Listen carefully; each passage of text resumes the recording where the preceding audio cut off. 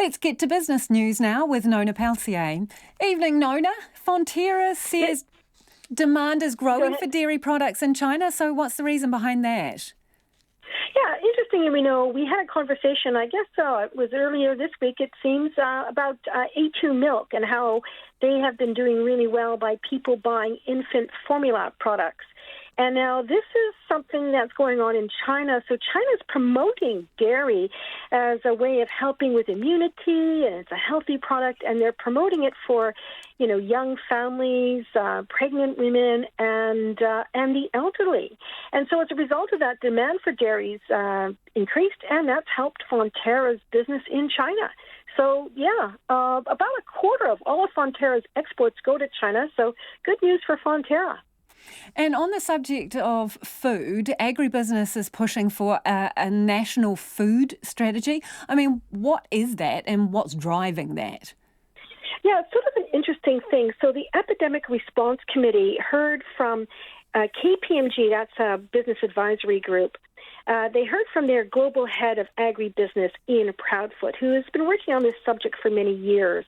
And he spoke as an expert to the committee. And one of the things he talked about was that New Zealand's we don't have a food strategy, but we should have one that will help farmers, processors, and distributors do better in the world, because there's going to be demand for different kinds of food products, with people globally looking for, again, what we just talked about in China, foods that have, high value, nutritional value, and so on, which New Zealand is very good at producing. Now, what he's saying is, though, that there needs to be some changes within our system to make this work. And a couple of the things, a few things he said was, number one is access to water in the right places at the right time.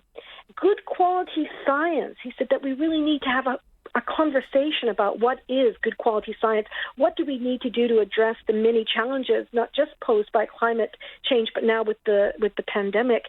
And then access to export markets. And this was really interesting. He's suggesting that we redeploy our NZ tourism organizations to go and tell the good story about New Zealand's food this time, not places to see, but our food. He's saying that we're great at telling stories about our country, and he said, who would be better placed than the people with the contacts overseas to do that? Nona, can you take us on a quick trot around the markets?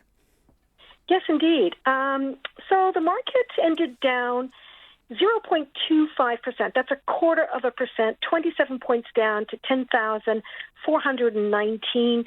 Our dollar was little changed as well at 59.9 US cents, 94.3 Australian, and 48.5 British pence. So everyone have a lovely weekend. You too, Nona. Lovely to talk to you. That's Nona Peltier with our business news.